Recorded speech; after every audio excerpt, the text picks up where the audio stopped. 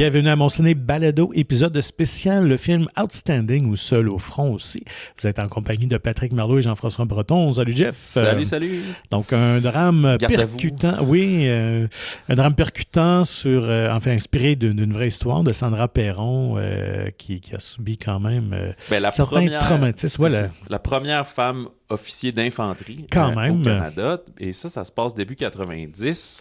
Et oui, comme tu mentionnes, c'est que dans l'adversité, elle persévérait pour réussir ses classes et tout, mais recevait énormément de misogynie, puis de commentaires néfastes, puis t'es pas supposé être dans l'armée, puis on n'a pas confiance en toi, puis blablabla. C'était vraiment l'exemple du Boys Club dans le plus toxique. C'est ça, et tout ça mené à un exercice dit du prisonnier qui a peut-être été beaucoup plus intense envers elle qu'envers les autres. Et le film se joue en deux trames, donc on a ces flashbacks-là ou cette présence-là des années 90-91, et aussi en 95 lorsqu'elle revient de mission de Croatie, je pense, là, c'est le conflit Yougoslavie et tout, qu'elle donne sa démission, et là on enquête à dire pourquoi est-ce qu'une personne aussi comme décorée, performante que toi quitte aussitôt, fait que le film revient sur ces fameux événements qui mettaient beaucoup de pression finalement et qui peut-être ont rendu le négatif plus fort que le positif. Donc, c'est un visage un peu moins connu au Québec qui interprète Sandra Perron. C'est Nina Kiri, qui est une comédienne canadienne, si je ne me trompe pas. Serbo-canadienne. Serbo-canadienne. Et c'est Vincent Leclerc, quand même, notre Séraphin qui interprète le tortionnaire en question. Ouais, un genre de... un peu comme J.K. Simmons dans Whiplash, finalement, là, qui veut la pousser, mais... de manière malhabile. C'est ça. Et donc, film co-scénarisé, réalisé par Mélanie Charbonneau. Donc, on a reçu Mélanie, Nina, mais aussi Sandra Perron, ce qui est cool dans le balado. Et voilà, le film prend l'affiche le 26 septembre au Québec. Donc, c'est Outstanding. C'est un film qui a été tourné en anglais. Donc, il va être disponible, je pense, avec sous-titres français ou en version doublée, Seul au front. J'avoue que des fois, on est illimité dans notre temps. Là, on était un peu plus restreint, puis on aurait pu continuer, surtout d'avoir 3 intervenantes comme ça. Il y a beaucoup de questions que j'aurais voulu aborder, faute de temps. C'est un sujet super intéressant qui est quand même loin de nous. C'est quand même drôle parce qu'il y a 2 films sur l'armée en 2 mois. En parlant de Phoenix. On a eu Phoenix récemment. Écoute, ça va être super intéressant. Puis je peux te dire, c'est une discussion hors micro. Nina, comme est d'origine serbo-canadienne, puis elle est née, je pense, en 92. Fait que je me disais, t'es-tu né en Serbie? Puis elle a dit, oui, en faisant des recherches, j'ai réalisé que j'avais 6 mois à peu près, j'étais dans un certain village, puis Sandra était en mission en Serbie en même temps dans un autre, fait que le parcours a un peu commencé là, puis elle est arrivée un peu plus tard au Canada. Puis Mélanie racontait que sur le plateau, même, il y a un moment où on revoit ça, le côté casque bleu. Évidemment, ça n'a pas été tourné en Serbie là, pour une courte scène, là. Mais il y avait quand même des acteurs serbes pour parler serbe, puis Nina les corrigeait un peu, là, voir Mélanie comme, non, c'est pas comme ça, l'accent ou c'est la manière qu'ils disent, c'est pas bon, là, tu sais. C'est vrai, c'est comme quand il y a des films où ils jouent des Québécois, il y a des Québécois, mais ils font jouer par des Français, puis là, pour eux, c'est comme, good enough, mais quand toi, ça te percute, t'es comme, c'est pas ça, Québécois, cette personne-là l'est pas du tout. C'est un peu pareil. Elle dit, c'est sûr que les Canadiens vont pas s'en rendre compte si la personne fait des fautes, mais pour l'authenticité du film, t'es comme, non, faut que ça soit vrai. On aurait dû lui demander comment on commande une poutine en serbe. Oui, c'est ça. Je sais pas sûr que le mot existe, là, comme tel.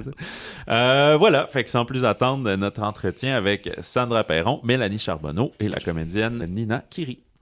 C'est avec un grand plaisir qu'on reçoit une partie de l'équipe du film, donc la co-scénariste et réalisatrice Mélanie Charbonneau, la comédienne Nina Kiri, mais aussi la personne qui est à l'origine de tout ce film quand même, Sandra Perron. Bonjour, merci d'être avec nous.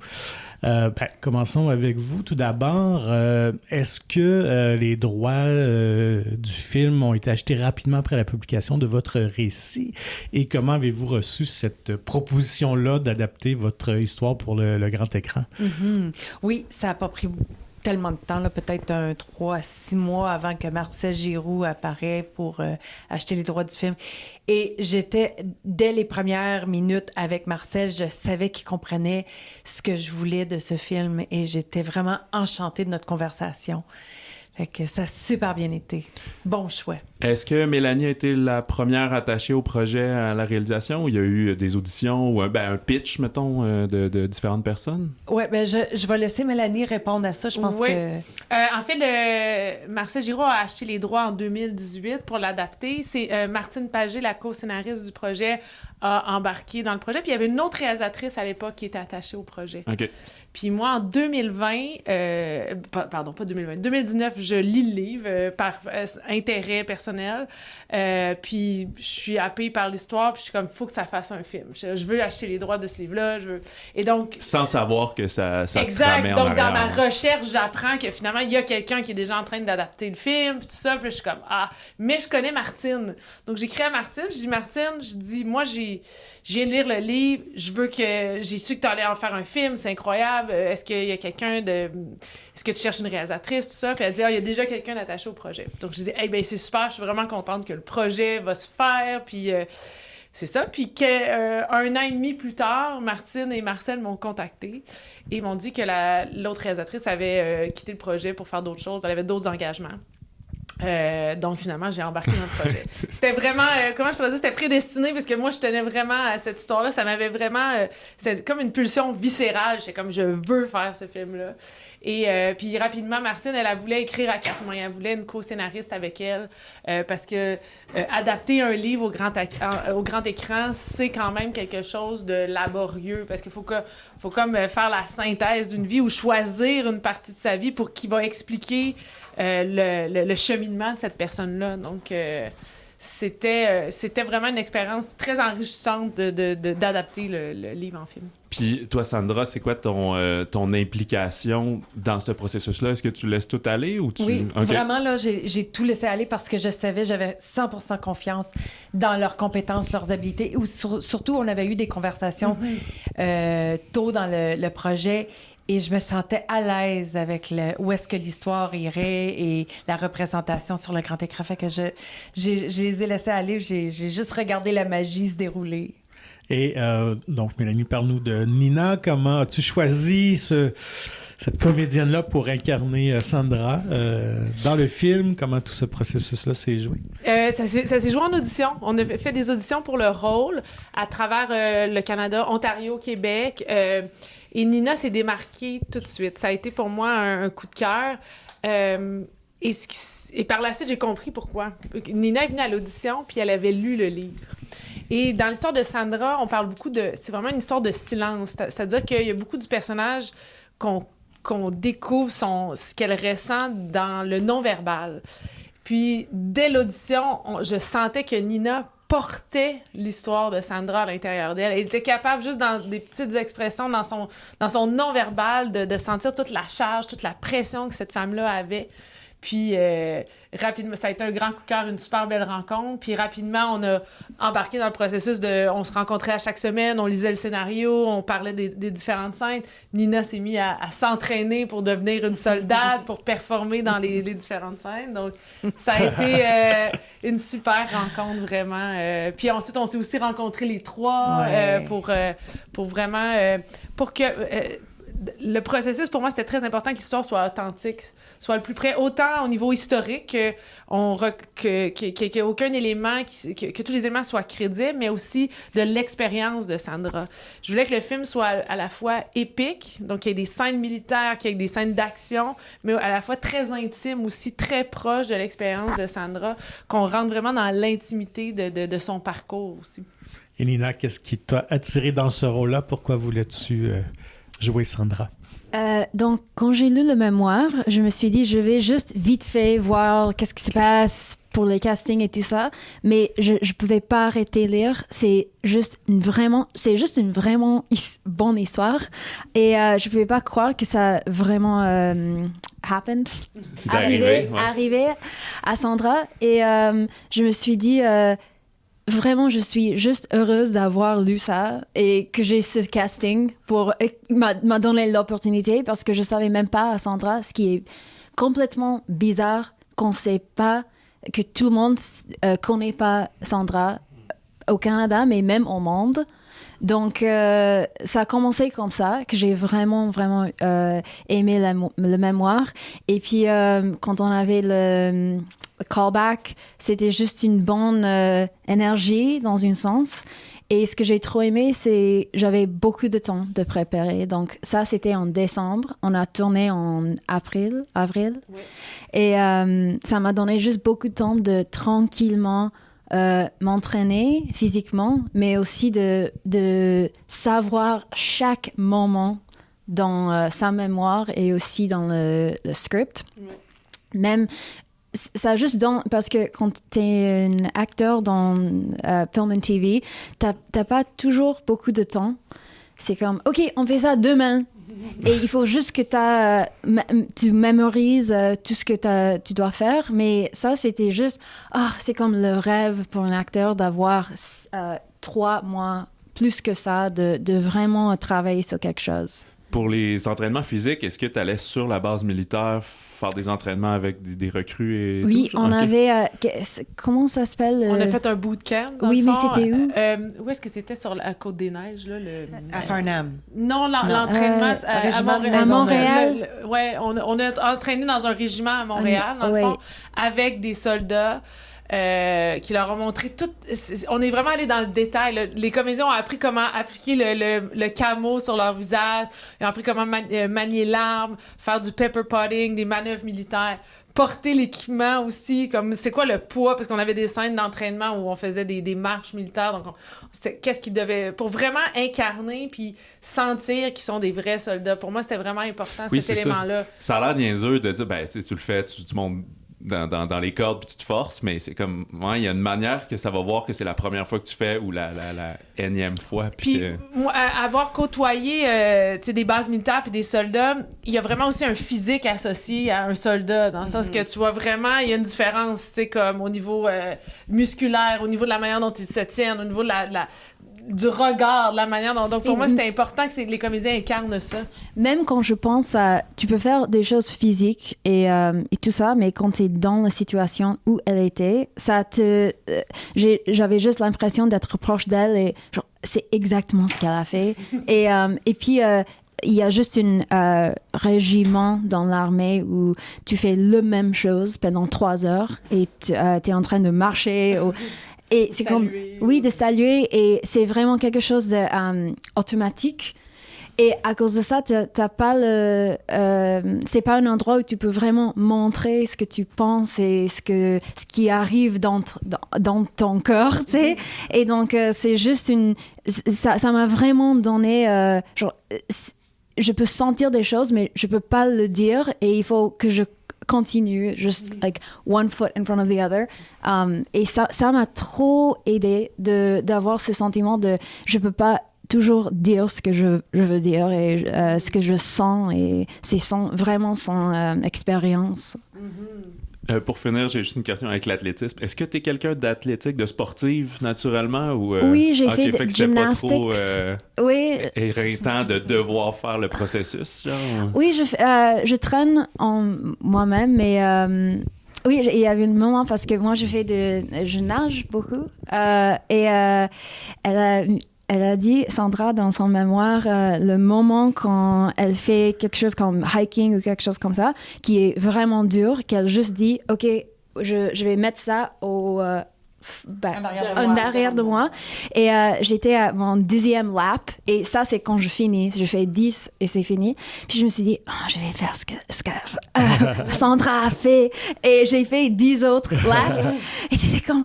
et c'est juste cette énergie. Je sais pas si ça fait une différence avec mon travail, mais ces moments comme ça, je trouve ça très intéressant, et ça me donne une énergie comme un acteur d'être comme, OK, ça c'est ce qu'elle a fait. Je vais physiquement faire exactement la même chose qu'elle, et peut-être je vais ressentir quelque chose de nouveau qu'elle a ressenti.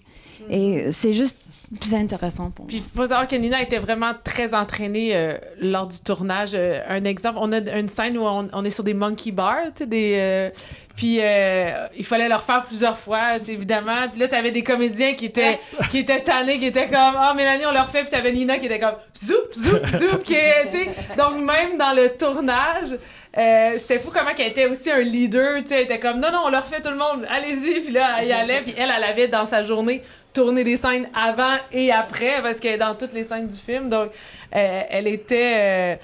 comment je pourrais dire, elle était très tenace et très physique dans tout le processus. Une vraie badass. Une vraie badass, oui. Un petit mot sur le casting de Vincent Leclerc qui joue le colonel Pratchett. Et toi aussi, Nina, comment c'était de jouer avec Vincent? Vincent, pour moi, c'était vraiment une surprise quand il est vu en casting. Comme je disais, son rôle et celui de Nina, on a casté autant Ontario, Québec, et c'est vraiment lui qui s'est détaché du lot. La complexité du personnage de Pritchett, c'est que c'est un personnage qui, à la fois, on sait qu'on va le détester par les gestes qu'il pose sur Sandra, mais Sandra a une admiration pour cette personne-là aussi parce que c'est un des seuls qui croyait en elle.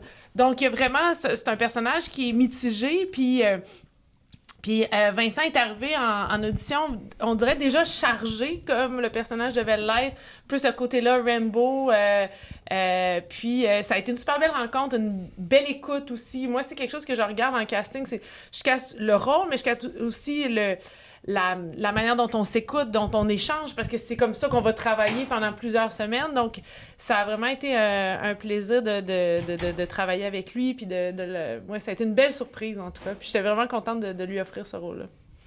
T'as des scènes pas mal intenses avec Vincent, justement. Oui, et je voulais dire, il est vraiment chargé, mais il a une doucement dans son douceur de son regard qui est juste... Je pense que c'est exactement ce personnage. Il croit vraiment au Sandra et j'ai senti ça avec lui, même comme juste une personne. Et ça, c'était... Il a une intensité, mais c'est douleur en même temps. J'ai vraiment aimé ça et travailler avec lui. Genre, on a fait le scène, le grand scène avec... de l'exercice du prisonnier. Mais... pour nous, c'était plutôt, on est des acteurs, on va faire ça, puis on fait ça, puis ça. C'était pas vraiment quelque chose d'émotionnel, faut dire, avec cette scène, parce que c'est... en fait, les scènes comme ça, quand on le regarde, ça a l'air d'avoir beaucoup de choses émotionnelles, mais quand tu es dans une scène comme ça, c'est plutôt, OK, moi, je fais ça à ce moment. C'est coordonné. Oui, c'est coordonné. C'est une scène très technique, là. C'est vraiment une chorégraphie parce qu'on veut pas blesser Nina. Tu sais, c'est Nina qui a interprété la scène, là, attachée à l'art, parce qu'on la reconnaissait, puis... donc, c'était toute chorégraphie, on avait chorégraphié ça, mais puis l'autre chose qui était intéressante, quand on a tourné cette scène-là, les conditions de tournage étaient pas si évidentes non plus. Il a l'air de faire froid. Il a l'air de faire froid. Il y avait, c'est comme il pleuvait, il neige, on avait de la neige artificielle, c'était assez... intense, puis on avait tourné dans cette nuit-là d'autres scènes difficiles, tu sais, c'était comme... donc, quand on était arrivé là, on était dans un état... On était très proche de l'état du tournage, là. Je pense que tout le monde, même le crew, et tout le monde était comme... on a cette scène ce soir, après tout ce qu'on a fait. Ça devient du méthode acting, finalement. Oui, non, mais finalement, je pense que cette scène-là m'a presque craqué. Mais je me rappelle que t'as dit, tu sais, comme, je te donnais des indications techniques ou des choses comme ça, puis là, je disais... Puis elle était comme... Je me rappelle, tu m'as dit, je pense que j'ai besoin de rien faire, je suis déjà complètement lessivée, tu sais, comme... C'était juste comme... mais c'était... tu sais, ce tournage-là, tu sais, tous les tournages, c'est toujours très épuisant physiquement parce qu'on travaille des longues heures, c'est très intensif. Dans ce cas-là, on a eu vraiment, comment je pourrais dire, c'était un défi de plus parce qu'on était vraiment dans la boue, dans les tranchées, dans la pluie. On était dans des conditions extrêmes. Mais ce qui est très payant finalement à l'écran parce que on y croit, on est vraiment plongé dans l'entraînement d'infanterie. Puis on croit ça donne de la crédibilité aux scènes puis à la difficulté aussi de ce type d'entraînement-là.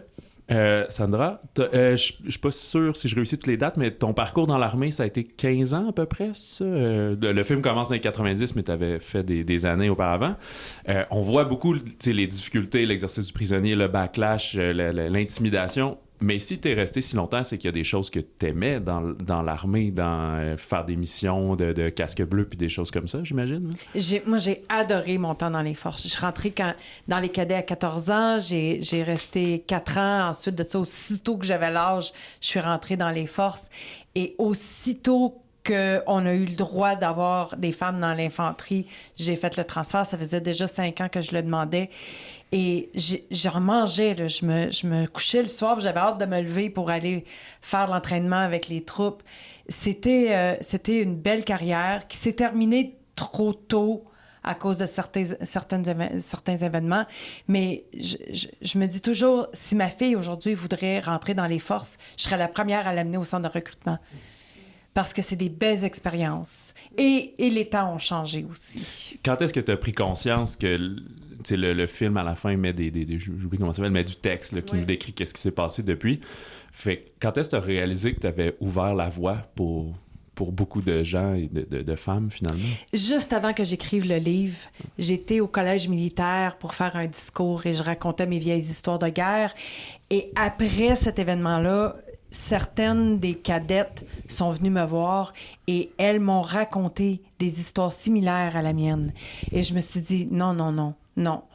On ne peut pas endurer ces choses-là 20 ans après que je suis sortie des forces.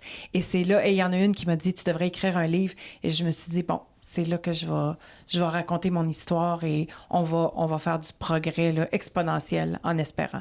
Et je pense que c'est le cas. Fait que, ouais. Mm-hmm. Et quelle était ta réaction en voyant le film, en voyant Nina te jouer? Ça doit être quand même un peu spécial. Avant tout, la fierté. La fierté de voir cette belle jeune femme-là qui est vraiment, quand on la regarde, c'est quelqu'un qui s'est entraîné et mais c'est pas une superwoman. Elle est tout petite, elle est... et c'était moi dans ce temps-là. J'étais aussi un petit peu vulnérable parce que c'est sûr, quand on voit tous ces secrets sur un grand écran, on se dit, bon, on est vulnérable au jugement. Mais je suis super contente de voir ça parce que ça donne une voix à toutes les femmes qui ont des histoires similaires à la mienne à travers le Canada, les vétéranes et les femmes qui servent encore aujourd'hui. Et ça, je suis fière. Et c'est pas juste une voix, c'est une façon que elle peut ressentir tout ce qu'ils ne pouvaient pas ressentir dans l'armée. En regardant le film, si ça fait du sens, c'est comme... t'as pas le moment de ressentir des choses dans l'armée et quelqu'un est venu à une screening à Toronto et elle m'avait dit, elle est dans une régiment, je pense que Alberta, je suis pas sûre, et elle a dit, j'ai jamais vraiment come to terms avec tout ce que j'ai senti et quand j'ai regardé le film, ça m'est arrivé. Ça aussi est vraiment touchante.